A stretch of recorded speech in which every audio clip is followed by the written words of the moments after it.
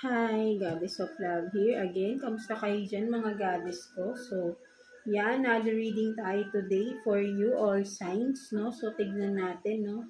Ano yung mga wish na mag-grant na, no? Malapit ng mag-grant, no? Sa inyo, mga goddesses ko, no? Tignan natin, no? Yung mga pinagpaguran ninyo or yung mga minamanifest ninyo, no? Mga goddesses ko na malapit na ninyong makuha, no? Nagkakaroon na ng bunga, no? Kung ano man ito, no?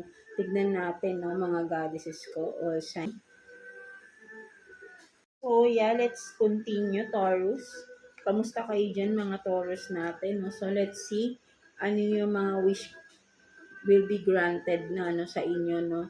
Ang mga Taurus, no? Ibibigay na sa inyo ni Universe, no? Mga Taurus natin. So, let's see. Kuha tayo ng 3 cards for you, Taurus. Let's see. What are your wishes, manifestations that are now, ano na sa inyo, no? Mag-harvest ka na, no? So, let's see. Kuha tayo ng 3 cards for you, Taurus. 3 cards for Taurus. So, sige na nga. No? Metamorphosis. So, wait lang. Two more cards, please. Tumatalon din yung cards ninyo, Taurus, ha? So, one more card, please, for Taurus. For Taurus.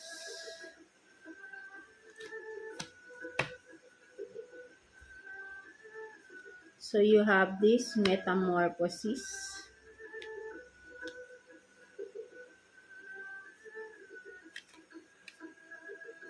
Serendipity. And then, King. So, tingnan natin, Taurus, no? Sa metamorphosis, for some of you, nakikita ko, no? Kung ano man itong mga ginugusto nyong pagbabago sa sarili ninyo, no? Ay nakikita ko na nangyayari na for some of you, no? Hindi mo man to napapansin na to ng ibang tao, no? Mga universe, mga Taurus natin, right? No, meron ng transformation na nangyayari for some of you, hindi mo lang napapansin, no? But then, ang laki na ng pagbabago sa sarili mo, no? At nakikita na yun ng mga tao, no? So, kung gusto mong may magbabago sa sarili mo, nangyayari na yun, mga Taurus natin. Maniwala ka lang sa sarili mo talaga, no? Because marami nang nakaka-witness ng changes sa sarili mo, no, mga Taurus natin. So, ayun yung nakikita ko rito. Ang ganda ng changes, no, with this, no, butterfly to, no? So, ang ganda ng changes na nangyayari for some of you, no, mga Taurus natin. And then with this serendipity is ang nakikita ko rito for some of you, no, mas nakikita ko kasi may home, no.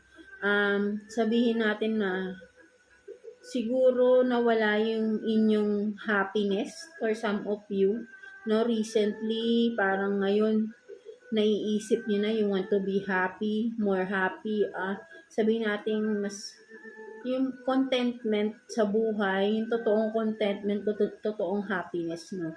With this serendipity, nakikita ko, no?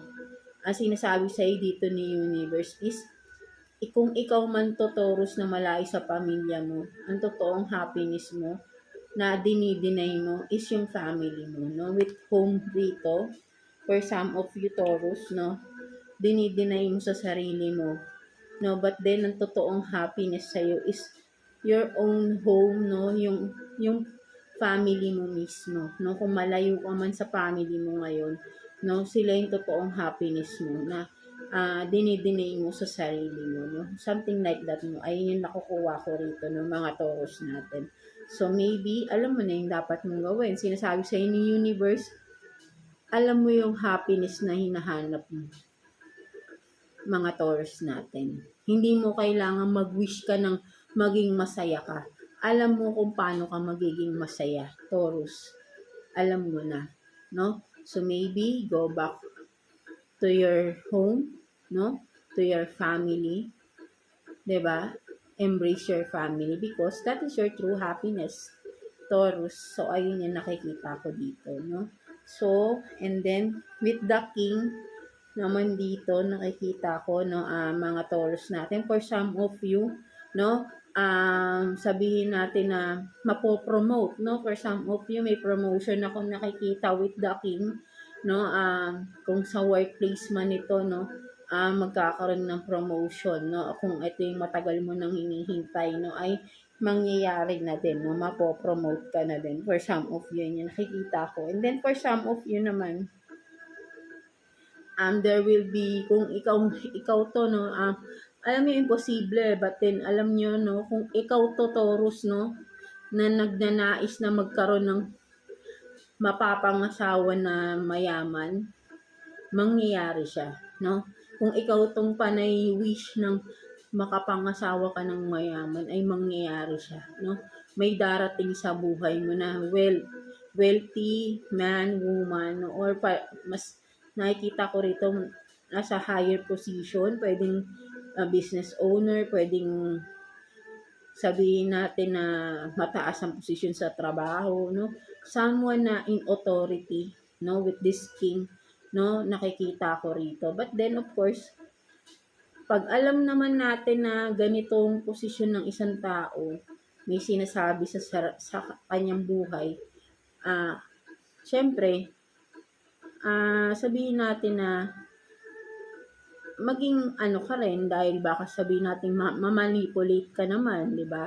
So be careful din, no? But then alam mo, makukuha mo yung ginugusto mo, no? May tao na lalapit at magkakagusto sa iyo na mayaman, no? Something like that, Taurus. Kung ikaw tong panay-wish ng gusto mo makapangasawa ng mayaman. But then, of course, kailangan maging careful ka din, no? Kasi alam natin kapag medyo may mga ganyang yaman, no, or mataas ang sabihin natin na lalo na pag king kasi ano to in authority, 'di ba?